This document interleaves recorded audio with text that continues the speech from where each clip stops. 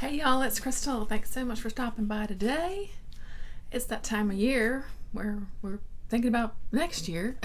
So I've been thinking about, plans and some goals maybe for next year. Though I'm going to try to keep it a little loose, not so strict. But I did make a 23 for 23 because those lists are always kind of fun and kind of help you kind of focus on some things that you kind of really want to get to. So I've made a list of 23 books I'm going to try to get to in 2023. And my focus on this list is actually going to be ebooks because I've got so many and I often just kind of forget that they're there, just hanging out on my Kindle, not being read because they're not visibly, in my eyesight. So I've got 23 ebooks that I'm going to try to get to this year.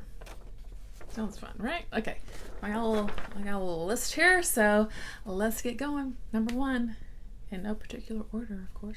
Number 1, Only the Stains Remain by Ross Jeffrey. I wanted to read this when it first came out. I didn't. I know this is about two brothers. I think their mother dies and they end up having to go live with their uncles. I think some awful child abuse happens and that's where it goes from there. It's very hard hitting, but really good. So definitely want to read that. The Changeling by Victor LaValle. I've been wanting to read that for a long time. And so this briefly is a man looking for his wife who's disappeared after seemingly committing an unforgivable act of violence. So the story goes from there. Number 3, Everything is Beautiful and Nothing Bad Can Ever Happen. First of all, amazing title. This is by Michael Wehunt. What I have written here off to the side is a ghost story. Small town, Blue Ridge Mountains of North Carolina. Buzzwords for me, all those things. So I think this is a short novella too. Number 4, A Drowned Kingdom by P.L. Stewart. Steve over at Steve Talks Books sent me a copy of this one and I wanted to get to it. This is a fantasy. Prince leads the last survivors of his exiled people into an uncertain future far from home, lost beneath the waves. So there's like a water world kind of feature, I think, going on in this story. I've heard it's really great. I want to read it. All right, number 5, We Are Here to Hurt Each Other. This is a short story collection by Paula Diaz. I'd wanted to get to this for Black Awathon, didn't. So I'm going to make it a priority for 2023. I'm dying to read more by Paula Ash. So, woohoo! Number 6 is Positive by David Wellington. I've been wanting to read more David Wellington also. I really enjoyed reading The Last Astronaut by him. And I just recently finished Frostbite, which is kind of a werewolf story. And this is going to be his take on a zombie story. I know zombies get a bad rep, but I really enjoy it. I enjoy zombie stuff, books and things. So this is a zombie story. Anyone can be positive at any time with this virus, but it kind of lays dormant. And so if you make it to like a certain age without like the virus becoming active in your system, then you kind of like have the clear, you know what I mean? But you have to go to this kind of like facility until you have the all clear basically. And I think this guy is like on his way to this facility, something happens, yada yada yada. Sounds great. All right, number 7 is Children of Demeter. I don't know if it's Demeter or Demeter, but this is by Evie Knight. This also just got some buzzy words, 1970s, about the commune, and people that are mostly women and children disappear overnight. What happened to them? Sounds fun. It's such a groovy cover. Yeah, I ought to read that. Number 8 is The Red Church by Scott Nicholson. Religious horror, that's a buzzword too. So let's talk about this kind of like wacky kind of reverend guy. A child was like sacrificed during like one of their whatever get-togethers. And then the reverend was like hanged by the congregation. And then the church like stood empty for years and years and years. But then like someone has bought the church and they're trying to, I think, like kind of reignite this reverend's whatever he was doing from the past. So it sounds pretty interesting to me. Okay, number 9 is Someone to Share My Nightmares by Sonora Taylor. This is another short story collection. I read several things by Sonora Taylor this year in 2022, and I loved it. I'm in love with Sonora's writing, and I want more. And so I have this on my Kindle hanging out there waiting for me. So I'm going to dig into that one too. She is just, I just love her writing style. Yeah, big fan. Okay, number 10 is The Hush by Sarah Foster. What I have written around here is near future thriller. Also features a group of women, which sounds interesting. I think something like a baby is either like taken from like the nursery or died in the nursery, something like that, and the story kind of goes from there. It has my interest piqued. Number 11, The Left Hand of Darkness by Ursula K. Le Guin. I have yet to read any Ursula K. Le Guin. That seems just like unfathomable to me. So this one's on my Kindle, so I'm going to go for this one first. What I have written here is a lone human emissary to an alien world whose inhabitants can choose and change their gender. So he's trying to facilitate that planet's inclusion to the growing intergalactic civilization. So just, it seems super interesting. So I don't know if it's the best place to start with Le Guin, but that's where I'm starting because that's the book I have. Okay, number 12 is Get a Life, Chloe Brown, Talia Hibbert. Throw a little romance in here. I think I've got a couple romance books on here. This was a buzz. This whole trilogy, I think it's a trilogy now, These Sisters. I still haven't read it. It just sounds super fun. So when I'm in the mood for a comfy, cozy romance, this will be one that I pick up. Number 11, what the hell am I on? Number 13.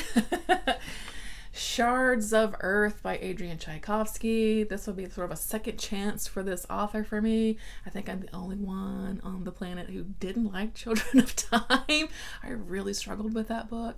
Like I liked the ideas of it, but whoa, it was taking a long time to get where it was going for me personally. But this one sounds super interesting too, so I want to give it a go. This is another space opera about humanity on the brink of extinction, how one man's discovery will save or destroy us. It sounds good, so I'm going to give it a go. All right, number 14 is The Murmur of Bees by Sofia Segovia. It's translated by Simon Bruni.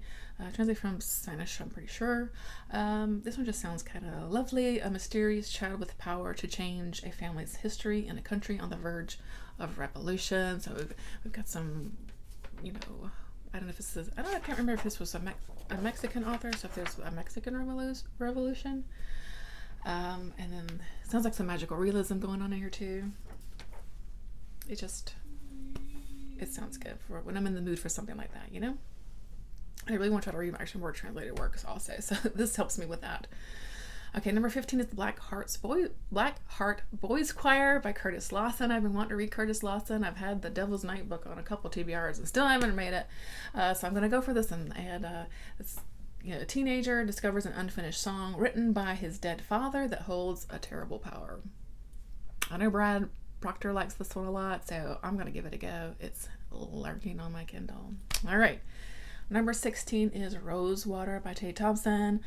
This is the beginning of a trilogy, so I'm going to give the first book a go and kind of see where it goes from there. It's set in Nigeria. Rosewater is a town on the edge, formed around the edges of a mysterious alien biodome. So they live outside of this biodome. I'm sure there's kind of interactions between this alien African setting. It sounds interesting. I've heard some mixed things about it. Some people will enjoy it, some people were kind of lukewarm, but I want to give it a go because it sounds super interesting, so we'll see. Okay, number 17, The Turtle Boy by Keelan Patrick Burke. Still yet to read Keelan Patrick Burke, so I'm just going to start with this one because it's the book I have. So this is kind of a coming of age type of story. We've got 11-year-old boys that encounter a strange young boy, and then everything changes. Sounds like a classic coming of age type of story. So yeah, I'm gonna give it a much go. Another fantasy at number 18, The Son of the Storm by Suya Davies Okumbawa. Sweeping tale of violent conquest and forgotten magic set in a world inspired by pre-colonial empires of West Africa. So another kind of African setting for a fantasy. This is another author I've been wanting to read. I have another of his books on my shelf. Mogo God Hunter? I think that's the full name, something like that. And I've been wanting to give this author a go. So and I won this book from Goodreads whenever it came out. Never got to it. Another translated work, number 19, City of Ash and Red. I didn't write the translator. I'm pretty sure it is translated from Korean.